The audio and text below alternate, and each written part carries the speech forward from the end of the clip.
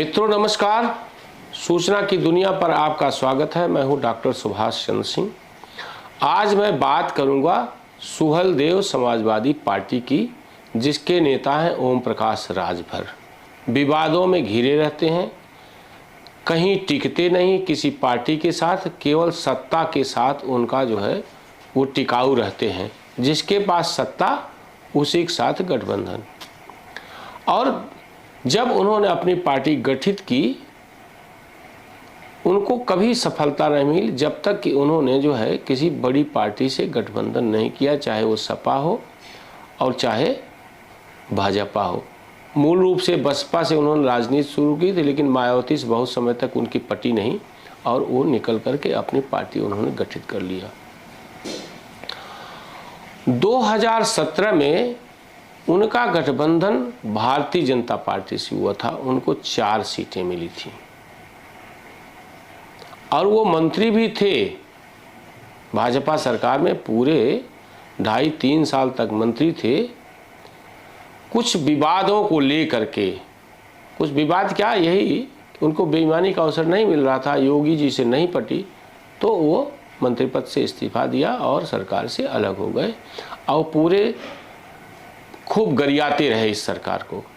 उसके बाद जैसे ही चुनाव आया, वो उन्होंने जो है सपा का सपा से गठबंधन कर लिया। 2022 में उनको 6 सीटें मिली,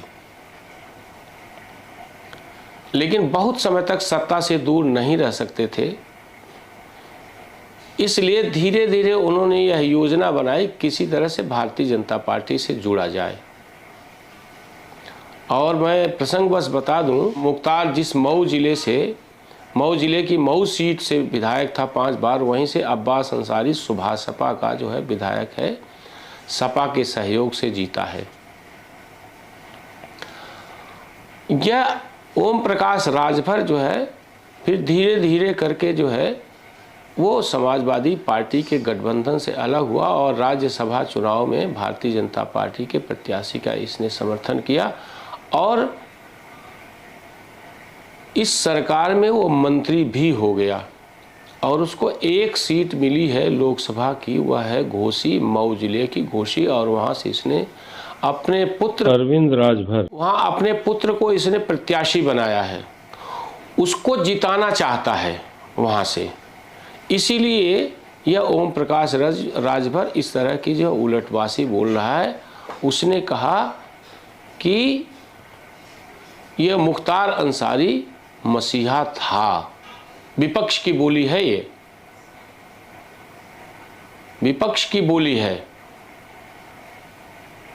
अखिलेश यादव ने कहा कि सुप्रीम कोर्ट के जज की निगरानी में मुख्तार की मौत की जांच होनी चाहिए। मायावती ने कहा कि न्यायिक जांच होनी चाहिए। शिवपाल यादव तो थोड़ा आगे बढ़ के उन्होंने कहा कि मेरे तो मुख्तार अंसारी से पारिवारिक रिश्ते थे। फिर ओम प्रकाश राजभर आ गया, सत्तारूढ़ पार्टी का। अभी रविवार को मेरठ में रैली हुई तो मोदी जी के मंच पर ये भी वहां पर उपस्थित था। आखिर ओम प्रकाश राजभर ऐसा कर क्यों रहा है? केवल अपने पुत्र को जिताने के लिए ये सारा जाल बट्टा वो बुन रहा है और उसको ये नहीं मालूम है कि उत्तर प्रदेश में योगी जी की सरकार है। किसी भी माफिया को या माफिया के समर्थक को कभी माफ़ी नहीं मिलेगी। इसके बावजूद अगर ये कर रहा है तो इसके पीछे इसका दुस्साहस है। दुस्साहस ये है कि इस समय लोकसभा चुनाव चल रहे हैं और लोकसभा चुनाव में भारतीय जनता पार्टी अपने सहयोगियों के साथ 80 की 80 सीटें जीतना चाहती है। लेकिन आज आप सब लोग याद करिए कि घोसी की सीट जिससे इसका पुत्र खड़ा हुआ है, वह सीट जो है हार जाएगा और हारेगा केवल मुख्तार अंसारी को मसीहा कहने के कारण।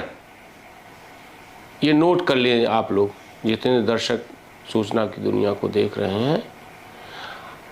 अब मैं थोड़ा सा इतिहास पर जाता हूं और वहां के उस पर जाता हूं।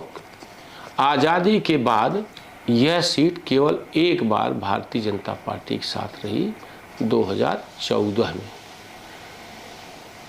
भारतीय जनता पार्टी के प्रत्याशी हरिनारायण राजभर 2014 में जीते थे। 2019 में फिर अतुल राय सपा बसपा गठबंधन से लड़े थे, बसपा कैंडिडेट के रूप में वह जीते थे। न 14 से पहले न 14 के बाद यह सीट बीजेपी के पास थी।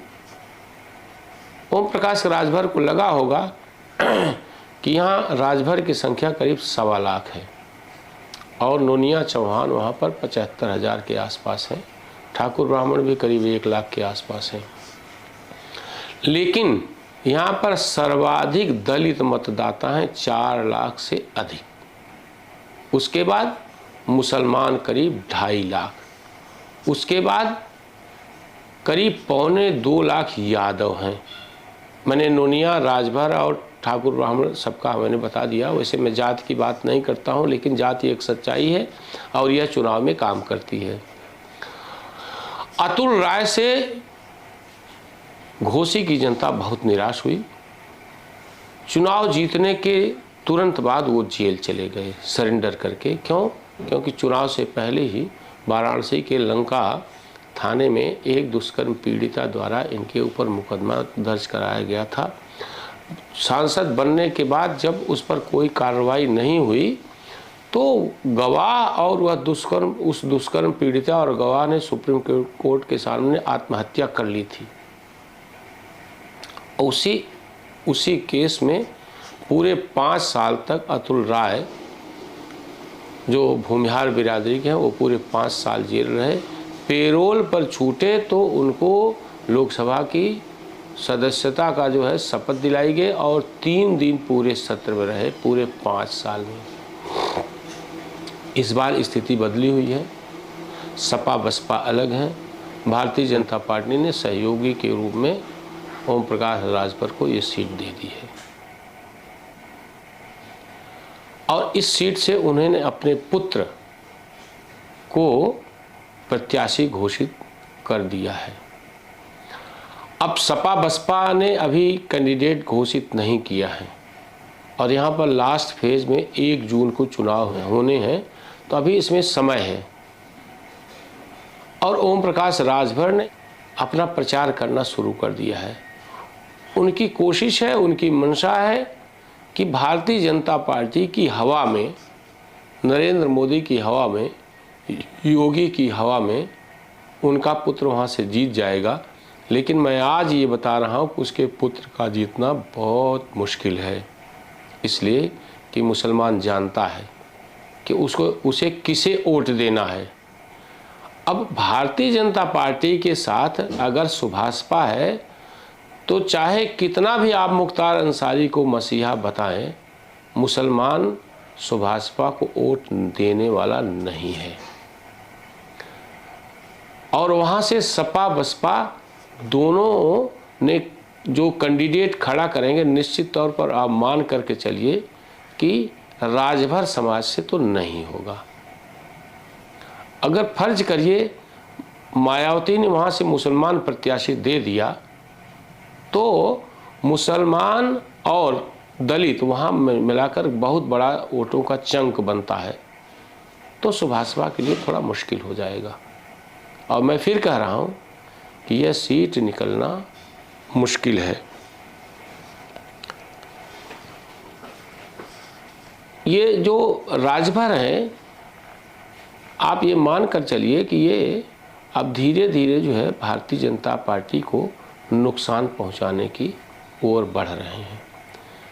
उन्होंने अगर मुख्तार अंसारी को मसीहा कहा था तो ये मान कर चलिए कि भारतीय जनता पार्टी का जो वोटर है वह भी पूरे मन से जो है इनके प्रत्याशी को घोसी में वोट देगा, इसमें संदेह है।